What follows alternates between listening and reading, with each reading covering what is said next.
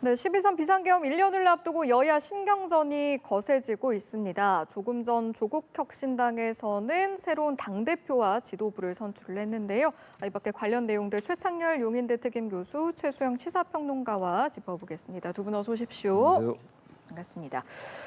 조금 전에 속보도 들어왔습니다만 조국혁신당의 신임 당대표 조국 전 비대위원장이 선출이 됐습니다. 아무래도 최근에 어떤 다짐과 포부 그리고 또 지선을 앞두고 있는 부분이 있기 때문에 이번 선출이 또 여야 지형에는 좀 어떻게 작용을 할 것인가에 대한 두 분의 의견도 여쭤보고 싶은데요. 먼저 여쭤보죠. 우선 조국 이제 대표가 됐죠. 조국 대표. 예, 이제 조국 대표죠. 대표가 뭐 과거에도 대표한 적이 있었습니다만 내년 서울시장 선거와 이제 부산시장 선거에 이제 나갈 생각을 갖고 있는 것 같아요. 그런 보도들도 있고 또 재보궐선거도 이제 아무래도 관심이 있을 거고 원내 진입에 대해서. 그러니까 조국혁신당의 지금 과제는 지금 조국혁신당의 정당 지지율이 별로 아주 낮아요. 아주 그 2 내지 3% 정도 이렇게 낮게 나오는 상황이기 때문에 어쨌든 이 정당의 지지율을 좀 높여야 돼요. 높여야 되고 또 하나가 지금 이제 검찰 독재의 피해자다 이런 프레임이 주로 이제 많이 이 조국 대표가 얘기하는 이제 스스로의 하나의 그 명분인데 검찰은 사실상 해체 수순이고 말이죠. 또 윤석열 전 대통령 재판은 거의 이제 마무리 단계예요. 아무튼간에 이런 상황이니까 그러한 프레임 가지고만 해나갈 수 있을 것인가. 그러니까 뭔가 지금 야당이지만 일단 뭐 범여권의 야당이잖아요, 사실상. 네. 이런 상황 속에서 민주당과 앞으로 이제 지방선거도 그렇고 또 생존을 해 나가야 될 거 아니겠어요. 호남에서의 어떤 지지율도 그렇고 이런 점에서 볼 때 현재 정당 지지도를 어떻게 끌어올리느냐. 그리고 조국 대표 스스로가 서울시장 선거가 됐건 부산시장이 됐건 재보궐선거가 됐건 어떻게 자신의 정치적 입지를 강화해 나갈 것인가. 근데 지금의 이런 프레임 가지고만은 좀 한계가 있을 것 같아요. 예. 뭔가 새로운 정당의 모습 그리고 새로운 정당의 대안 같은 걸 내세우면서 그러면서 검찰 독재 프레임을 하지 않고 너무 단순하게 그러한 전략을 구사한다면 조국혁신당에 좀 한계가 있지 않을까라는 생각이 듭니다. 예, 네. 앞으로 놓여 있는 과제에 대해서 네. 이제 언급을 해주신 거고요. 득표율이 지금 보면 98.6%의 득표율을 이제 보이게 된 거고요.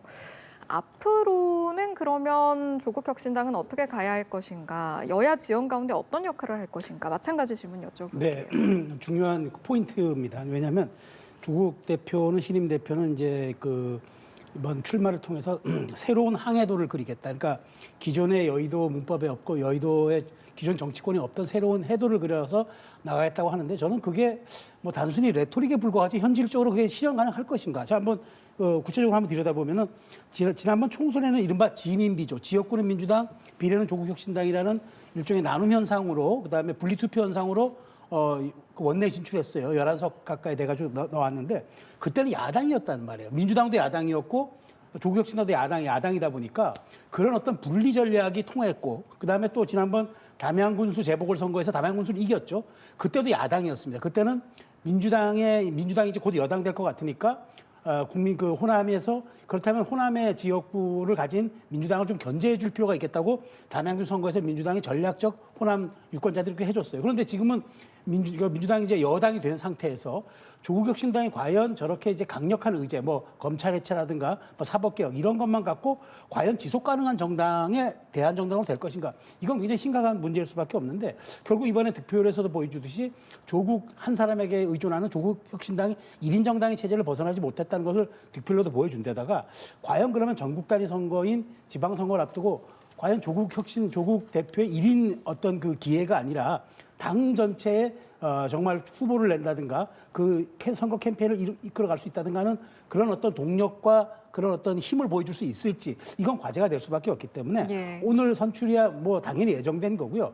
앞으로 1인 정당 체제와 지속 가능한 정당임을 입증하는 이 과제 굉장히 그다음에 민주당과의 선명성 경쟁에서 어떤 스탠스와 포지셔닝을 할 것인가의 과제 이게 가장 예. 중요한 포인트라고 저는 생각합니다. 예, 이제 두 분이 조국혁신당의 앞에 놓인 과제에 대해서 말씀을 해주셨는데 사실 지금 지도부도 함께 선출이 됐습니다. 신장식 후보, 정춘생 후보가 이제 최고위원이 된 건데 그럼 지도부 지도부는 두 분께서 말씀하신 과제를 조국혁신당의 조국 대표가 수행함에 있어서 좀 어떤 역할을 해야 한다고 보십니까? 어제 조국혁신당이 너무 좀 단순해요. 이제 그 하나의 플레이로 본다면 좀 다양한 점이 멀티플레이 좀 해야 되는데 검찰에 대한 비난 그런 것들에 대해서 너무 치우쳐 있어요.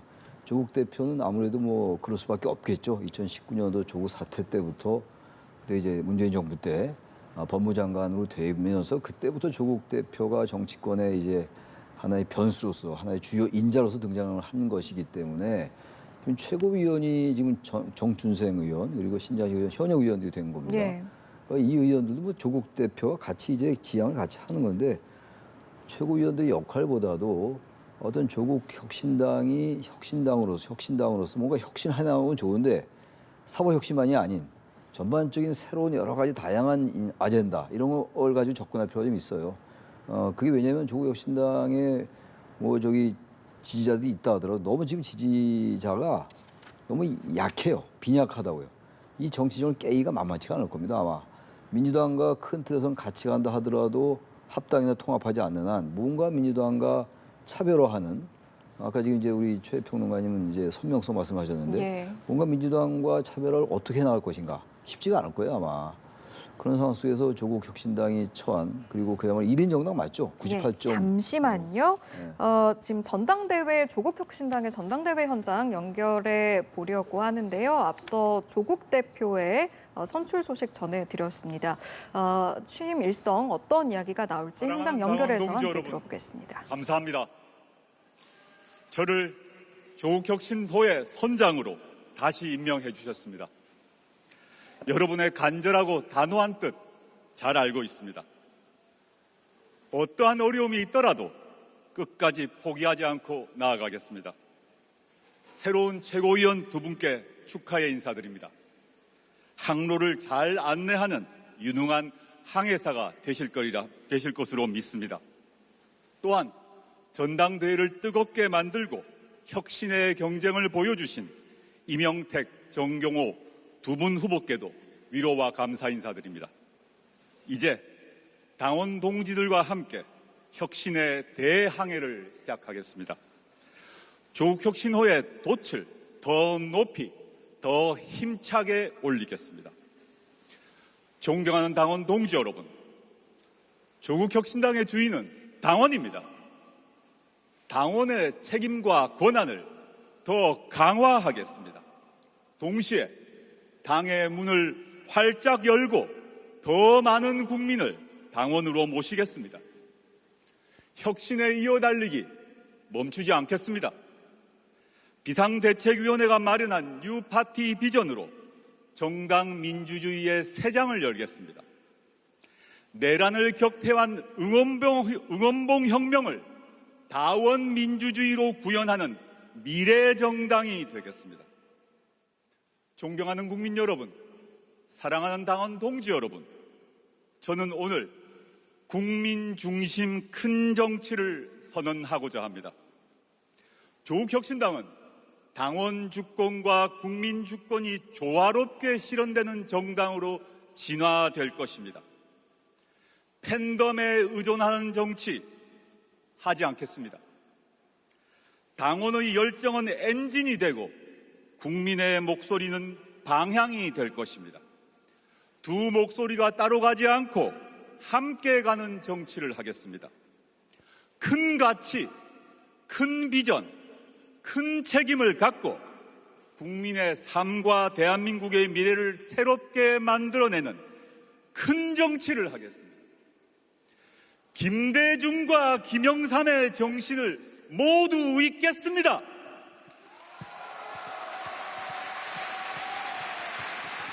조봉암과 노회찬의 정신도 모두 받아 안겠습니다. 조국혁신당은 현재 비록 작은 정당이지만 네, 조국혁신당 전당대회 현장 함께 보셨습니다. 조국 대표의 당선 소감 들어볼 수 있었는데 앞서 이제 두 분께 지도부와 함께 조국혁신당이 나아가야 할 방향을 여쭤보기도 했었는데 새롭게 대한민국의 미래를 새롭게 만드는 큰 정치하겠다 조금 전에 이렇게 밝히기도 네. 했거든요. 전반적으로 한번 여쭤보겠습니다. 아마 비판을 의식하는 듯이 아마 팬덤에 의존하는 정치하지 않겠다도 선언했고, 그다음에 김영삼, 김대중의 정신도 있고 조봉암, 노회찬의 이른바 사회적 진보에 대한 정신도 있겠다. 그러니까 용광로 정치하겠다고 얘기를 한 것 같은데, 네. 전 제가 보기에 조국혁신당 앞에 가장 놓인 큰 과제는 가장 중요한 조국 대표가 과연 원내진을 언제 할 수 있을 것인가. 그게 지도력의 핵심인 것 같아요. 그러니까 지금 이야기는 정치적 레토릭 수사에 불과한 거고 좋은 어떤 선언적 의미에 불과한 거고, 과연 조 대표가 실제로 원내 들어와서 더 큰 리더십을 통해서 원내 확장력을 얼마나 가질 수 있을 것인가. 이게 이번에 출범하는 조국호의 최대 과제일 거라고 저는 전망합니다. 네, 알겠습니다. 자, 주제를 좀 바꿔보겠습니다. 민주당은 비상계엄 발발 1년을 앞두고 이제 압박 수위를 좀 높여가는 모습인데, 장외로 이제 국민의힘이 최근에 나갔잖아요. 여기를 향해서 뭐 더 망해봐야 한다 이렇게 비난하기도 하고, 국민의힘은 이렇게 과하게 반응을 하는 걸 보니 이런 일정들이 좀 오히려 효과가 있는 것 같다, 뭐 이런 언급들이 나오기도 했습니다. 이런 여야의 어떤 갈등 어떻게 좀 평가하시겠습니까? 지금 말씀처럼 12월 3일이 바로 이제 코앞이에요. 예. 정말 온 1년이 지나가고 있어요. 너무나 이제 그 논란, 그야말로 대한민국의 정치를 반세기 이상 후퇴시킨 그러한 이제 비상계엄이 1년이 다 돼가도록 국민의힘은 반성을 했다고는 합니다만, 얼마나 많은 국민이 국민의힘이 정말 계엄에 대해서 반성한다고 생각할까라는 말씀 하나 드리고 싶고, 또 탄핵에 대해서 반대했던 당론은 지금 이제 와서 탄핵 반대다, 탄핵 찬성이나 의미가 없다 하더라도 적어도 만약에 그런 상황에서 이 내란 정당의 이 프레임에서 완전히 벗어나려면 지금이라도 늦지 않다고 생각해요. 탄핵 반대했던 당론 우리는 변경하겠습니다라고 얘기하는 게 큰 의미가 커요. 그 얘기를 안 하고 지나가는 것과 1년 앞두고. 근데 그렇지 않을 것 같아 보인다고요. 지금 장외 정치를 나가서 장동혁 대표의 말씀은 이재명을 대통령에서 끌어내리겠다, 이런 얘기란 말이죠. 근데 전 그게 이해가 좀 안 가요. 물론 정치적인 수사이고 정치적인 이제 공세의 단어이고 그런 언어이긴 합니다만, 국민의 지지율이 높은 대통령을 무슨 명분으로 끌어내리겠다는 건지, 아무리 강성 지지층을 향한 정치를 하더라도 그게 과연 무슨 당위를 떠나서 말이죠, 전략적으로도 실익이 있을까라는 생각이 들어요. 글쎄요, 뭐 일각의 언론의 보도는 그런 것 같더라고요. 그러니까 이제 1월 달이면 1월 달 정도, 2월 되면은 어간에 이제 윤석열 전 대통령에 대한 내란 재판이 결과가 나오면 그때까지는 계속 강성 기조로 가고, 그래서 강성 지지자들 규합하고 그 다음에 이제 지방선거를 일으켜서 중도 확장으로 간다, 이런 얘기를 하는 것 같은데, 지금 이제 장동혁 대표 여러 가지 그동안의 행보로 미뤄볼 때 그렇게까지 갈 수 있을까라는 생각이 들기도 하고, 그리고 어차피 강성 지지자들은요, 국민의힘은 지지하게 돼 있어요. 그럼 강성 지지, 이른바 극우라고 얘기하는, 그리고 아주 강성 보수 유권자들이 민주당 찍겠습니까, 지방선거에서? 그러다 왜 저렇게 이게 내란이 아니라 비상계엄 1주년 앞두고 저렇게까지 장외로 가서 과한 얘기를 하는 건가? 아닌 게 아니라 정청래 대표의 말씀처럼 더 망해봐야 되는 게 아닌가? 민주당 아마 더 좋아할 수도 있어요. 그러니까 이 보세요. 여러 가지 여야 간에 논란이 있는 쟁점적인 이슈가 있음에도 불구하고 국민의힘이 반사이익을 못 얻고 있잖아요. 이런 부분들에서 당내에서 좀 여러 목소리가 있는 걸로 알고 있는데, 네. 국민의힘 내부에서 장동욱 대표 등 강성 얘기만 자꾸 이렇게 과도하게 대표되는 이러한 부분들이, 글쎄요, 저 국민의힘에게도 별로 도움이 되지 않을 것이다.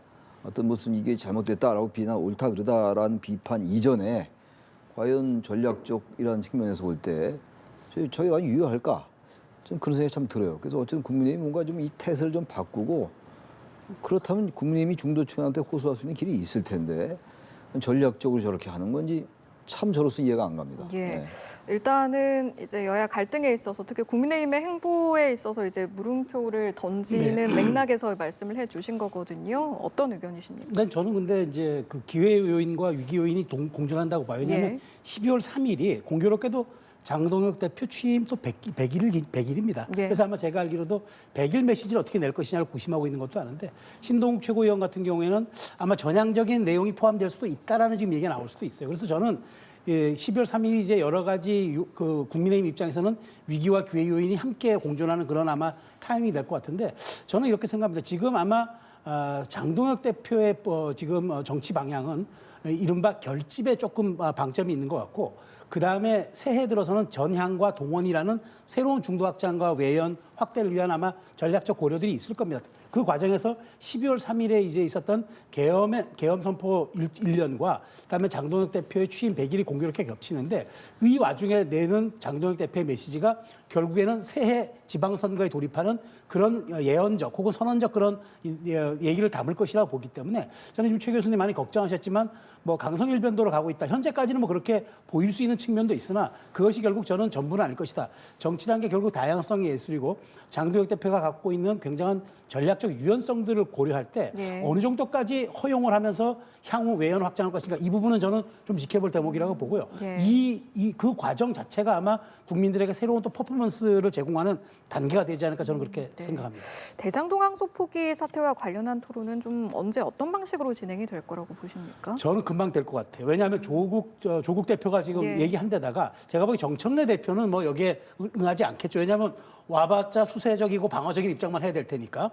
자, 그런데 이제 장동혁 대표 입장에서는 조 대표와의 이 말하자면은 대표 설전들이 저는 이게 굉장히 의미가 있는 게 문재인 정부 시절에 법무장관이었고 그다음에 장동혁 대표는 법조인 출신인데다가 지금 윤석열 정부에서 그 한동훈 대표 체제 사무총장을 했었고 그런 어떤 상징성들이 있기 때문에 저는 거기에 관해서 사법개혁과 우리 형사사법 체계의 그런 그 변혁들을 함께 토론하는 과정 속에서 현재 민주당이 추구하고 있는 그다음에 민주당의 방향 설정이 얼만큼 옳은 것인가를 조금 더 중도적이고 객관적인 측면에서 국민한테 전달할 수 있다고 보기 때문에 정청래 대표는 오지 않을 것으로 보여서 저는 어찌 보면은 뭐 다음 주라도 빠르게 이루어질 수 있을 가능성이 있다. 왜냐하면 조 대표도 퍼포먼스가 필요한 시점이기 때문에 예. 저는 그렇게 전망합니다. 네. 이제 장동혁 대표도 정청래 대표가 참여하는 게 이제 조국 대표와는 토론의 전제 조건은 아니다라고 언급을 하기도 했는데 어떻습니까? 지금 평론가께서 말씀하신 것처럼 좀 빠른 시간 내에 이루어질 수 있겠습니까? 저는 그래서 쉽게 잘 이루어지지 않을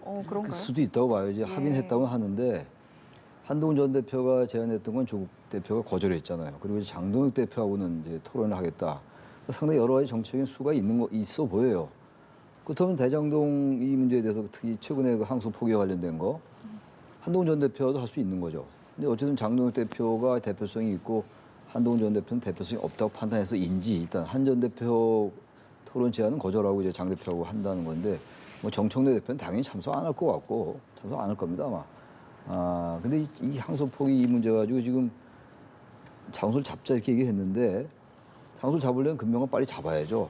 합의했으니까. 그럼에도 불구하고 이제 조국 혁신당 대표로 이제 취임을 하고 조국 대표가 됐는데 이 첫 행보를 과연 대장동 항소 포기 이 토론에 할까? 그런 생각이 들어서 합의했다고 합니다만 여전히 저는 최종 성사가 과연 열릴 수 있을지는 조금 지켜봐야 될 것 같다는 생각이 좀 들기도 합니다. 예. 알겠습니다. 이제 여러 가지 정치적 이슈들이 내년에 지선을 앞두고 있기 때문에 더 이제 다양한 방향으로 해석이 되는 것도 있는 것 같은데 개혁신당의 이준석 대표가 이제 지선을 앞두고 국민의힘과의 연대 가능성을 일축을 했거든요. 뭐라고 했냐면 연대나 선거적인 움직임을 함께할 가능성이 없다 이렇게 선을 그은 거예요. 네. 좀 어떻게 받아들이면 되겠습니까? 그 이준석 대표도 아주 노련한 정치인이잖아요. 이제는 사실 나이를 떠나서. 근데 조건절이 있잖아요. 국민의힘이 변화 쇄신의 목소리가 안 나오기 때문에 그렇다고. 그러면 예. 역으로 얘기해서 변화와 쇄신의 목소리가 나오면 가능성이 있다는 얘기 아닙니까? 그리고 지금 항상 연결고리는 열어두고 있어요. 오세훈 시장과 지금 계속적인 어떤 우호적인 지금 서로 시그널을 주고받으면서 함께 하겠다는 것을 계속 보여요. 그러면 그러니까 이준석 그 대표가 그러면 완주하겠다. 또 개혁신당이 독자적으로 전국 단위 선거인 지선에서 완주하겠다. 그러면 오 시장이 탈당해서 개혁신당 가겠습니까? 결국 저는 그렇기 때문에 연대와 합당까지 몰라도 최소한 연대는 가능성이 있다고 보는데 그래서 그렇다면 얼마큼 국민의힘이 변화 쇄신의 목소리를 적기에 내줄 수 있고 그것이 이준석 대표에게 명분을 만들어주느냐. 저는 정치가 결국 가능성의 예술이기 때문에 그 점 충분히 있다고 보고요. 다만 이준석 대표의 이 말은 지금 한 8개월 정도 남은 지방선거를 앞두고 국민의힘을 압박하는 저는 카드고 메시지다. 그렇기 때문에 저는 이런 식의 이야기, 그러니까 단순히 과거 황교안 체제처럼 온 그 우파를 다 뭉뚱그려서 가서 이길 수 있다. 이건 전략이 아니라고 보는 건 맞고요. 저는 다만 이제 그 얼만큼 개혁신당과 연대가 시너지가 나느냐가 결국 국민의힘도 중요한 포인트가 될 수밖에 없기 때문에 예. 조만간 이 문제가 다시 수면 위로 저는 불거질 거라고 봅니다. 지선을 앞두고 명분이 생기느냐 아니냐에 따라서 또 이제 얼마든지 바뀔 수 있는 부분이기도 하고 수면 위로 또 올라올 수 있는 화두이다라고 이제 언급을 해주셨거든요. 네. 동의하십니까? 일단 이준석 대표로서는 어떻게든 이 여권의 야권 보수 야권의 연대가 필요하다고 볼 겁니다. 기본적으로 대통령제라 하더라도 이 연합 정치의 필요성은 항상 존재하는 거예요. 어떤 형태로든가 연대할 수 있는 건데 지금 이 말은 그대로 맞는 얘기일 거예요. 지금 저런 상황에서 글쎄요, 이제 완전히 이 상황을 바꿀 수 있을지 국민의힘이 중도 확장을 이제 목표로 한 이슈를 바꾸고 전향적으로 완전히 바뀔 수 있을까? 그렇게 한다면 이준석 대표가 국민의힘과 연대 안 할 이유가 없죠. 근데 그렇게 바뀌지 않을 것 같아요. 아무리 봐도. 물론 12월 3일 날 이제 장동혁 대표의 취임 100일이니까 그때가 중요한 이제 하나의 분수령이 될 수 있죠. 과연 제1야당이 정말 바뀔 것인가? 근데 그 바뀐다는 것도 말이죠. 어느 정도 이렇게 계속 이제 그런 기세가 있는 상황에서 바뀔 수 있는 것이지 지금까지 장에 저렇게 투쟁하고 나가서 계속 이재명 정부 공격하고 끌어내리겠다 얘기하고 보기에 따라서 우리가 황교안입니다라고 이렇게 얘기하는 상황 속에서 황교안 전 대표는 누구예요? 자유한국당 대표하면서 그 당시 그리고 이번에 지난해 12월 3일날 계엄 이후에도 그때 한 얘기가 뭡니까? 한동훈 잡아라, 뭐 이런 우현식 잡아라 이런 얘기했던 거 아니에요? 근데 그런 분과 지금 연대하겠다, 우리가 황교안이다 이런 상황에서 갑자기 12월 3일이면 며칠 남지도 않았는데 그때 와서 완전하게 정말 중도 확장, 중도에게 소구할 수 있는 그런 메시지가 나오기가 어색하지 않을까요? 전 쉽지 않을 것 같고 그렇게 된다면은 개혁신당이 국민의힘과 연대할 만한 명분이 없어요. 아무리 연대하고 싶어도 결국은 중요한 건 이제 장동혁 대표의 이 어떤 생각이 바뀌는 거, 국민의힘이 정말 이게 크게 큰 틀에서 변화해야 되는 것인데 제가 지금 봐서는 그렇게 갈 가능성이 대단히 낮아서 역시 보수 야권의 연대는 쉽지 않다라고 저는 생각합니다. 네. 알겠습니다. 그런가 하면 오늘 민주당 전현희 최고위원이 기자회견을 열었는데 내란 전담 재판부 도입에 대해서 이제 거듭 주장하는 이야기를 했습니다. 근데 이제 또 당내에서는 도입 필요성에 대해서는 온도차가 느껴지는 부분도 있어서 향후 상황 좀 어떻게 흘러가겠어요? 저는 저 개인적인 생각을 좀 말씀드리면 저는 예. 처음에는 내란 전담 재판부에 대해서는 좀 비판적이었어요. 그것까지 하게 되면 너무나 이게 지금 이 그야말로 중도 유권자들이 생각이 바뀔 수 있을 것 같아서 근데 이제 좀 생각이 바뀌었어요, 저도. 최근에 재판부의 모습이 조금 뭐 재판부를 뭐 신뢰하고 안 하고의 문제를 떠나서 지기현 부장판사가 이제 많이들 인용하는 얘기입니다만 윤석열 전 대통령 그때 석방했었잖아요. 그리고 최근에 한덕수 국무총리, 전 국무총리 그리고 박성대 전 법무장관 등을 영장도 기각했고 또 재판이 진행되는 과정을 보면은 특히 내란 재판에서 이 지기현 부장판사 얘기 태도가 자꾸만 지연되는 것 같은 느낌도 좀 들어요. 그리고 재판을 진행하면서도 그 피의자들에 대한 태도도 그렇고 민주당이 충분히 내란 재판 전담부가 필요하다라는 생각을 가질만 하는 것 같아요. 이러다가 아닌 게 아니라 재판부가 무슨 판단할지 모르는 거잖아요. 만약에 이 재판이 결과가 더 늦어져가지고 꽤 늦어지고 있어요. 지금 윤석열 전 대통령 재판, 내란 재판, 뭐 다른 재판 많이 있습니다만 그렇게 된다면 윤석열 전 대통령이 석방될 수도 있다고요. 상상도 하기 싫은 얘기입니다. 그런 상황 속에서 내란 전담 재판은 저는 필요하다고 생각해요. 그만큼 이 재판부가 신뢰를 많이 잃었어요. 여러 가지 사안 중에서 이번에도 보면은 물론 생각이 다 다르겠습니다만 그 뭡니까 그 2019년도, 2021년도 그 패스트트랙에 대한 재판이 이번에 있었잖아요. 여러 의원들에 대해서. 그것도 아주 애매하게 유죄면서도 또 이제 의원직 상실은 또 막는 이런 식의 어떤 아주 그런 상황을 보이고 이런 걸로 봐서 저는 내란 재판부이고 전담 재판부가 의외로 동력을 좀 얻을 것 같아요. 지금 재판부의 행동에 이런 부분들이 조희대 대법원장이 지난 5월 1일 날 파기환송하고 이런 걸로 봐서 저는 이 재판 전담부, 내란 전담부이고 이 얘기 전 충분히 할 얘기가 있다, 할 필요가 있다고 생각해요. 저는 예. 생각이 좀 바뀌었습니다, 저도 이제. 내란 전담 재판부 도입이 필요하냐라는 부분에 있어서 이제 의견을 개진을 해주셨습니다. 어떤 의견이신지 여쭤보겠습니다. 저는 뭐 이게 아마 민주당의 강성 지지층을 의식한 사람들이 하는 얘기고요. 잘 생각해 보면은 이게 지금 뭐 그동안 추진 안 했던 이유가 중도층의 역풍도 있었지만 위헌 요소가 있었어요. 이렇게 특정하게 우리 사법 삼권 분립된 상황에서 특정하게 사건을 지정해서 재판부를 한 사례가 우리 반민특위에는 없었거든요. 그렇기 때문에 다시 한다는 게 부담이 있었는데 더더군다나 이게 좀 약간 논리적으로 안 맞는 게 이게 지금 그러니까 다음 달에 법안으로 추진해가지고 특별법으로 처리하잖아요. 그러면 시행이 내년부터 될 거 아닙니까? 그러면 전담 재판부가 1심 판결을 내리는데 아마 걸리는 시간이 내년 상반기가 될 겁니다. 그런데 이미 벌써 재판이 진행돼서 물론 직위원 재판부가 12월 22일 끝내겠다고 했는데 그건 늦어져서 제가 알기로는 윤석열 대통령의 구속기한 만료일이 1월 18일인데 1월 16일 정도에 최후 변론이 아마 있을 거라고 그래요. 그러니까 그 아마 어간에 이제 1월 중순 어간에 어찌 보면 이제 윤 전 대통령 석방을 둘러싼 논란이 있어서 특검은 여기에 대해서 다시 이번에 일반 이적 혐의를 추가해가지고 구속영장 다시 청구하겠다. 뭐 그런 얘기도 나오는데 자 그러면은 내년 늦어도 1월 말이면 1심 선고가 나오는데 이게 내년 빨라야 이게 특별재판부가 도입되면 1심 선고가 내년 5월이나 돼야 나와요. 그러면 이게 의심이 가는 거예요. 혹시 이거 지방선거 의식해서 이렇게 하는 것 아니냐는 얘기도 나올 수 있고 그다음에 진짜 지도부는 이 문제를 빨리 조속히 이재명 정부의 골든타임에서 우리가 국력을 낭비하지 않게 빨리 처리하기 원한다고 하면서 자꾸 재판부 압박한 거 아니에요? 앞뒤가 안 맞는 거잖아요. 이 판결이 더 미뤄지는데 내년 1월에 나올 수 있는 판결을 뒤로 미루는 2심 재판부를 특별재판부를 한다? 앞으로 그래서 지도부가 반대하고 있고 여기 대해서 자꾸 이렇게 여러 가지 논란이 되고 있는 건데 어찌됐건 민주당 내부에서 이게 결정이 되겠습니다만은 여기에 대해서는 아마 전략적이고 정무적인 판단이 아마 지도부 차원과 지금 주장하는 의원들 간에 그 괴리가 좀 있을 거라고 좀 봅니다. 예, 여기까지 듣고 마무리하죠. 오늘 이 시간 다양한 정치권 이슈 두 분과 함께했습니다. 최창렬 용인대 특임 교수, 최수영 시사평론가였습니다. 잘 들었습니다. 네, 고맙습니다.